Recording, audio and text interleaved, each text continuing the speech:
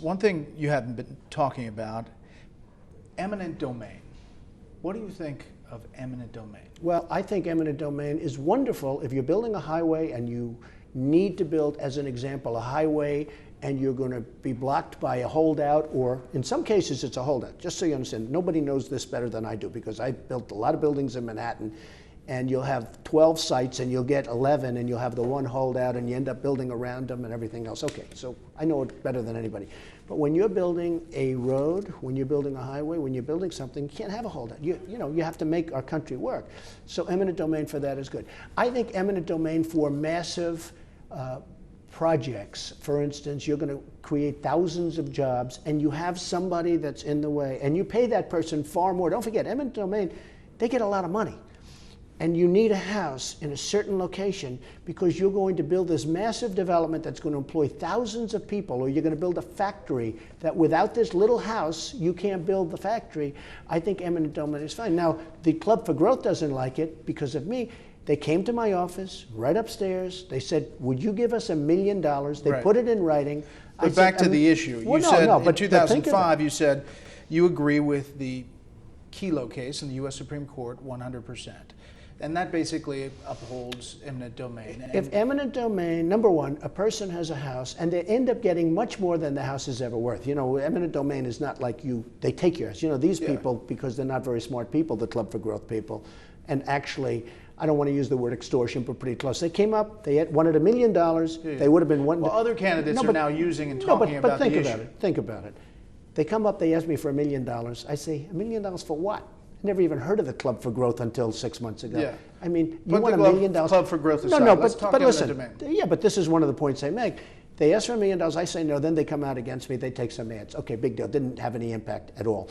But eminent domain was one of their issues. So if you have a road or a highway, I get that. You got to do it. If you have a factory where you have thousands of jobs and you need eminent domain, it's called economic development. Let's say you conservatives are fighting for the little guy sometimes, and they say private property is a big issue for them. I agree, but the little guy sometimes gets a lot of money. I mean, sometimes they'll get 4 or 5 times what their property is worth.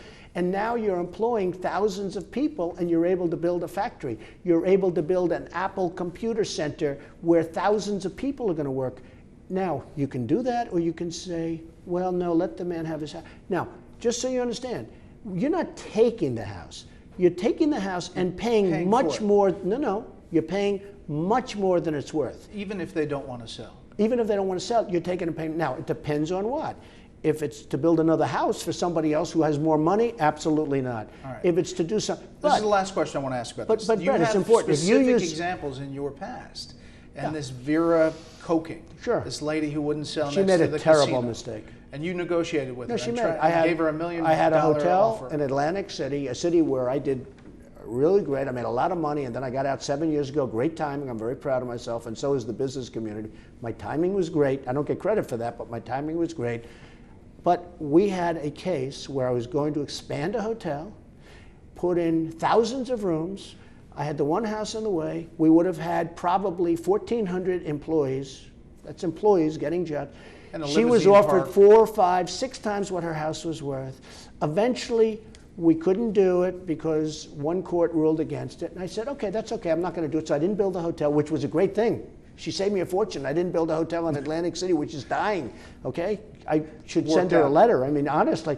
So what happened is Vera Koking was offered much more money. Ultimately, the house was sold for peanuts. In other words, she got a tiny fraction of what she was being offered through eminent domain. I know, but now, you get the whole issue of property rights and how important it is for conservatives who say, I own this property, it's my property. I do get it. Government shouldn't tell me what to do. You're right. But you have to use common sense. If I were going to take Vera Koking's house because I wanted it for myself, because I wanted a house, or I was going to rip her house down, build another little house and have it for myself, no good. But if I'm going to build, if she's in the way of a massive hotel expansion that's going to employ close to 2,000 people, okay, and she's stopping it because she wants millions of dollars more, and she was offered 5 times more than it was worth. Okay, just as an example, she's a great example, because when ultimately that went away, her house sold recently for a tiny fraction of the amount of money that she was offered. But she didn't and want to guess sell. what? except that you're talking about thousands of jobs, which are a good thing for thousands of families. So this is the last. So I do have. It's not just conservatives. Okay. I mean, Bernie Sanders, when the decision came out, he spoke out against Kelo case. He said the result of this decision will be that working families and poor people will see their property turned over to corporate interests and wealthy developers. It's not right. It's not right. Look, they get it. The way they talk, people would say, "Oh, it's turned over." It's turned over for 4, 5, 6, 10 times sometimes what it's worth. People pay them a fortune. But sometimes you have people that want to hold out just for the. Most of the time, I will say, I've done a lot of out parcels. I call them out parcels. Yeah. Most of the time, they just want money. Okay. It's very rarely that they say, "I love my house. I love my house. It's the greatest thing that ever." Because these people can go buy a house now that's 5 times bigger in a better location. So eminent domain, when it comes to jobs, roads, the public good, I think it's a wonderful thing. I'll be honest with you. And remember, you're not taking property. You know, the way you asked the question, the way other people, you're paying a fortune for that property. Those people can move 2 blocks away into a much nicer house. I know, but if they don't want to sell. Well, look, I mean, don't want to sell. I feel But we can move on. I I agree. know what you mean. I agree. I think it's a great subject. It's a very interesting subject. I fully understand the conservative approach, but I don't think it was explained to most conservatives. And when you explain it, because it's not a taking, it's a taking for much more value than the property was worth.